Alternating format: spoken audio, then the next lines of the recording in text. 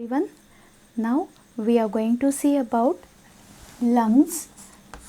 So lungs are also called as pulmons. They are also called as pulmons, and accordingly the vessels supplying the arteries supplying the lungs are also called as the pulmonary arteries. Now in this video we will just see the external features of the lung. So you know the lungs are pair of essential organs of respiration situated in the thoracic cavity. Okay, so if we draw the outline of the thoracic cavity, suppose here is the outline of the thoracic cavity. The major portion of the thoracic cavity is occupied by the pair of lungs, and you know this thoracic cavity is separated from the abdominal cavity by a partition called diaphragm. So this is diaphragm. And if we draw the lungs now, lungs are the conical shape structure. So if we draw the shape of the right lung, it will be like this. Okay, so here this is the right lung. Okay, here we will get this is the right lung, and here will be the left lung. Again the left lung is also pyramidal in the shape. The left lung is also pyramidal in the shape. So here this is the left lung. You know, along with the lungs you get heart is situated in the thoracic cavity. 2/3 of the heart is situated on the left side of the midline.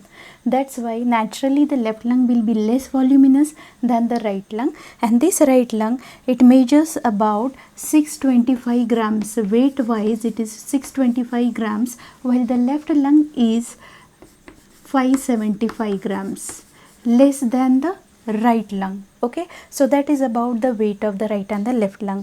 Now if as we have seen the shape of the lungs, so they are pyramidal in shape, or you can say they are conical in the shape. And the characteristic features of the lung, they are spongy, porous and highly elastic, plus they crepitates on touch and floats in water. So all these three features floats in water, and all these features are because of the presence of the air in the alveoli. Spongy, crepitates means if you touch the lung there is some sound coming out, so that is called crepitates. So all these features are because of the air in the alveoli. But if you see in the fetus or stillborn means the baby which is born dead, in those cases, as there is no air in the alveoli, the lungs, they are solid structure, do not crepitate, and instead of floating they sink in the water. So along with that, if you see the color of the lung, so they are rosy pink in color in the newborn, while they become slaty gray. The color is almost slaty gray or dark brown, because of the presence of the carbonaceous particles in this deposition of carbonaceous particles in the lung from the atmosphere. Okay, so these are the characteristic features of the lung. Now coming to the external features or the presenting parts of the lung. As the lungs, they are pyramidal in shape. Each lung, it has an apex is directed upwards. So if you draw here the first rib, suppose if you draw here, imagine here this is the first rib. So apex lies, the part of the lung which lies above the level of the first rib. This part is called as the apex of the lung. It lies 3 to 4 centimeter. Summit of the apex lies 3 to 4 centimeter above the medial end of the first rib, or you can say 2.5 centimeter above the medial end of the clavicle, and it is covered by the cervical pleura and Simpson's fascia. Then you get the next is base. So base is directed downwards. It is a concave in shape, and this base, it will be over here. So this is the base. it is directed downwards related to the diaphragm. It is a concave smooth surface and covered by the diaphragmatic pleura. So this is the base. It is covered by diaphragmatic pleura related to the diaphragm, sometimes also referred as the diaphragmatic surface. Now coming to the next feature, that is borders. So it has three borders. It has three borders: anterior border, posterior border and inferior border. So for the borders and the surfaces, I will draw now the transverse section. If you take the transverse section through the lung or through the thorax, so how will be the picture? So transverse section of the thorax, if you draw the transverse section of thorax, it will be somewhat like this. You know, posteriorly is the vertebral column, so it will show the concavity. Anteriorly you get the sternum, anteriorly there is sternum. Okay, now suppose here you get this side, if you get, this is the left lung. Here you know the sternum will be present over here. Okay, and here is the vertebral column. So here suppose thoracic vertebra with the transverse process, spine, here transverse process. Okay, so vertebra. And if you draw the lung, the lung is over here. So this is, suppose this is the left lung. This is the left lung. So we'll be drawing the left lung like this. So this is left lung. On the right side you will get the right lung in this way. Here this is the area of hilum actually. So here this is the, this is a right lung, and here you get, this is the left lung. And you know the lungs, they are covered by the pleura. One in directly contact with the lung is the visceral pleura. Away from that, here towards the wall you get the parietal pleura. So parietal pleura, which is now here, the area between the two pleural cavities, is called as the mediastinum. So this pleura is called as the mediastinal pleura. This pleura is the mediastinal pleura, which is towards the mediastinal surface of the lung. Okay, so this is mediastinal pleura, mediastinal pleura. Okay, and here you get the pleura which is towards the costal surface, towards the thoracic wall, and this pleura is called as the costal pleura. This pleura is the costal pleura, costal pleura. Okay, and here this is the hilum, this is the hilum of the lung. So here this area is the hilum of the lung. Okay, so now coming to the borders, first about the anterior border. If you see here in this diagram, this border is the anterior border. So anterior border, it is sharp. If you see, anterior border is thin or sharp because it is sandwiched. Here you will get the pericardium.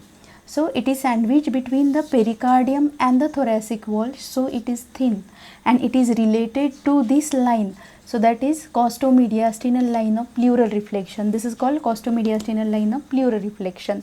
If you draw this anterior border for the right lung, it is almost straight, extends from the apex to the base. But if you draw the anterior border for the left lung, it is straight in the upper part, and at the fourth costal cartilage it deviates laterally so that it shows the formation of the notch, and this is called as the cardiac notch. And just below the cardiac notch it presents the tongue shape elevation. So here this is the tongue shape elevation projection, which is called as the lingula, and this is actually the area where the heart is not covered by the lung and the pleura, and this corresponds to the superficial area of the cardiac dullness. So that is about the anterior border. If you see the posterior border in this diagram, posterior border will be somewhere here. So this is the posterior, this is suppose posterior border, and the posterior border, it is blunt or ill defined, or you can say it is rounded, and it is situated in the paravertebral gutters. it is situated in the paravertebral gutters, and here you will get the heads of the ribs, so related to the heads of the ribs. So that is posterior border. If you see the inferior border, now in this diagram here, this is the inferior border. The inferior border, it separates, it is also thin or it is also sharp, you can say. It is circumscribed border, and it separates the base from the left of the two surfaces, that is the costal and the medial surface. Okay, so this border, the blue border which I have drawn, this is the inferior border. So that is about the borders, anterior, posterior and inferior border. Now coming to the surfaces, it has two surfaces. So surfaces are the costal surface and medial surface. This medial surface is redivided again in the two parts: vertebral part, posterior vertebral part, and anterior mediastinal part,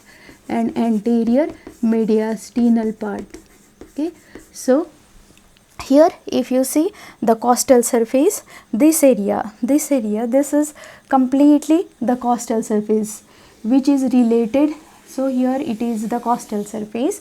This costal surface is convex, smooth, and is related to the ribs and the costal cartilages, ribs with the costal cartilages and the intercostal spaces. Okay, and it is covered by the pleura, and this green color I have drawn, this is the costal pleura. So costal surface is related to the costal pleura. Coming to the medial surface, now this surface, this complete surface is the medial surface. Now here this surface is the medial surface, and this medial surface, it presents the structure here, so which is called as the hilum.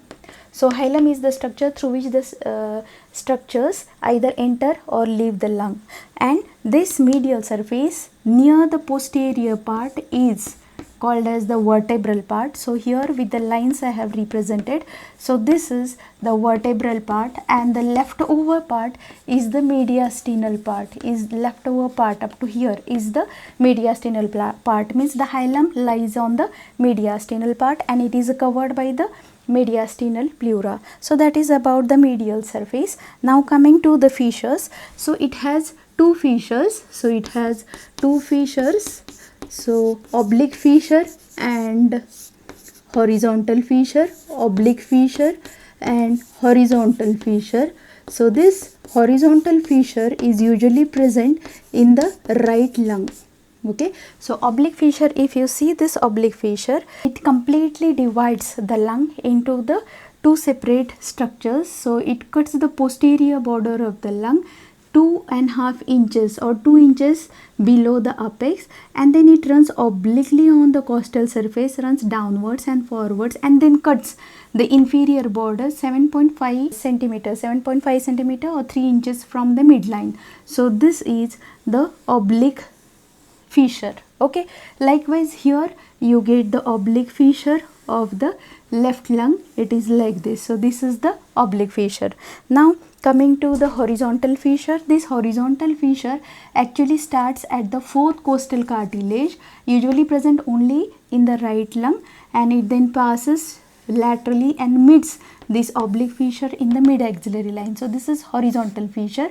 Thus how you get this right lung is divided into the upper lobe, middle lobe and the lower lobe, while the left lung is divided in the upper lobe and the lower lobe. But the fissures is not the identification of the side. So for the side identification and the same features we are going to see directly on the specimen of the lung. Lungs are the pair of essential organs of respiration. They are situated in the pleural cavity separated by the mediastinum. Now we will see the general features of the lung. Okay, so if shape of the lung, if you see, it is pyramidal in the shape or conical in the shape, and this is spongy, porous structure, highly elastic. It crepitates on touch. If you touch, you get sound. There is a sound, and this is called crepitates on touch, and it floats on the water. All these features are because of the air present in the alveoli of the lung. But in the stillborn babies, that is baby born dead, or in the fetuses where the air has not entered in the alveoli, the lungs are solid structures, they do not crepitate on touch and sink in the water. If you should see the color of the lung in the newborn, it is rosy pink in color, but in adult it is slaty grey or dark brown in color because of the presence of or deposition of the carbonaceous particles from the atmosphere. So, these are the characteristic features of the lung. Now, the general features or what are the presenting parts of the lung. If you see the shape, it is pyramidal or conical in the shape. It has an apex, so this is the apex.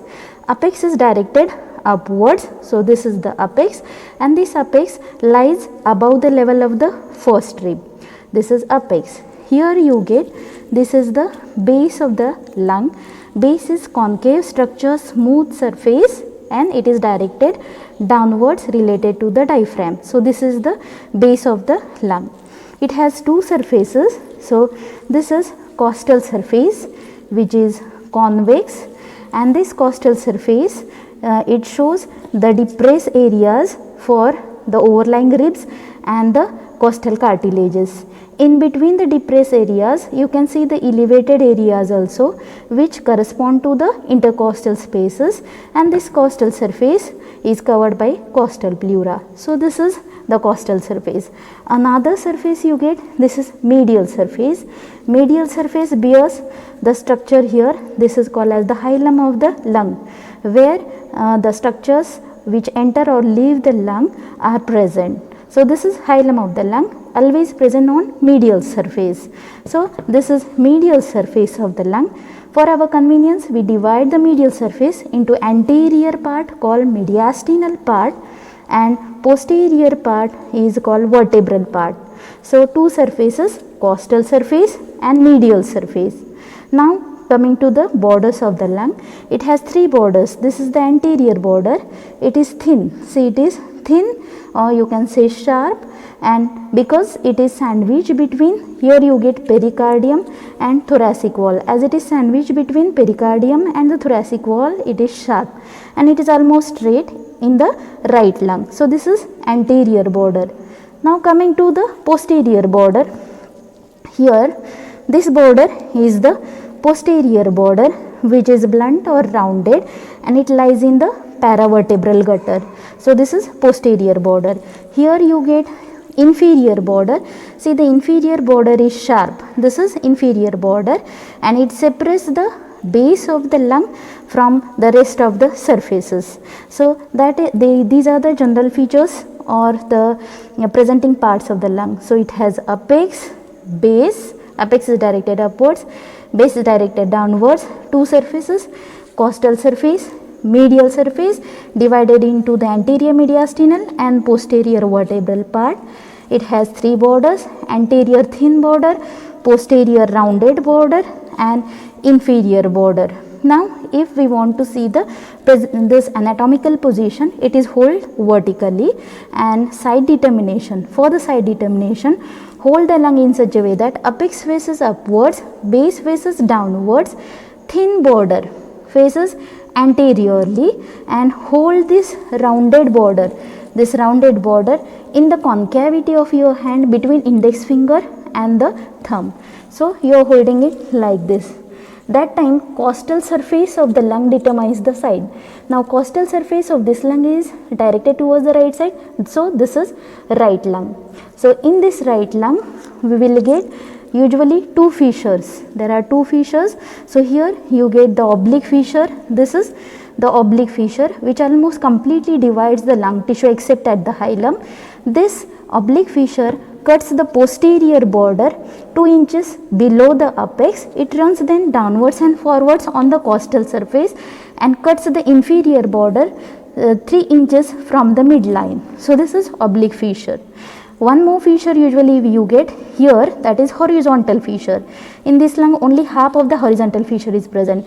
This horizontal fissure even cuts the anterior border at the level of 4th costal cartilage and runs laterally and meets this oblique fissure in the mid axillary line.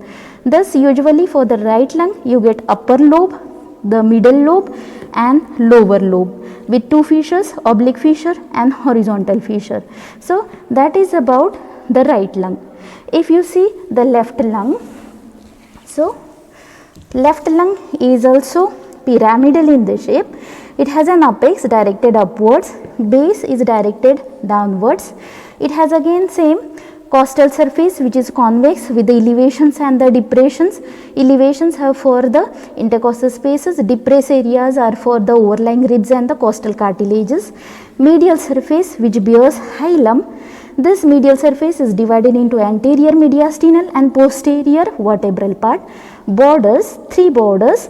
This is anterior border. Peculiarity of this anterior border of the left lung, it shows the cardiac notch in the lower part.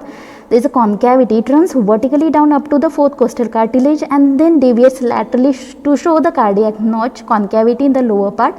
And tongue shape elevation, here you get this tongue shape projection is called as the lingula. So this is anterior border. Likewise you get the posterior border. This is the rounded posterior border which lies in the paravertebral gutter, and here you get the inferior border. This is the inferior border of the left lung which separates the base from the rest of the surfaces. So that is about the general features of the both lungs. So apex, base, costal surface, medial surface, anterior border, posterior border and inferior border. Now again if you see the side determination even in this lung, hold the lung in such a way that apex faces upwards, base faces downwards and thin border should face anteriorly, and this rounded border should be held in the concavity of finger between index finger and the thumb. That time the costal surface of the lung determines the side of the lung. Now for this lung, costal surface is directed towards the left side. So this is the left lung. So that is about the features of this lung. It has, now for the left lung you get only one fissure. So here the oblique fissure, it has the same anatomy like a right lung. This is the oblique fissure which divides the lung into the two lobes, upper lobe, this is upper lobe and this is lower lobe. So this is how you can hold the lung in anatomical position. It is hold vertically like this. So that is about general features and side determination of the lungs.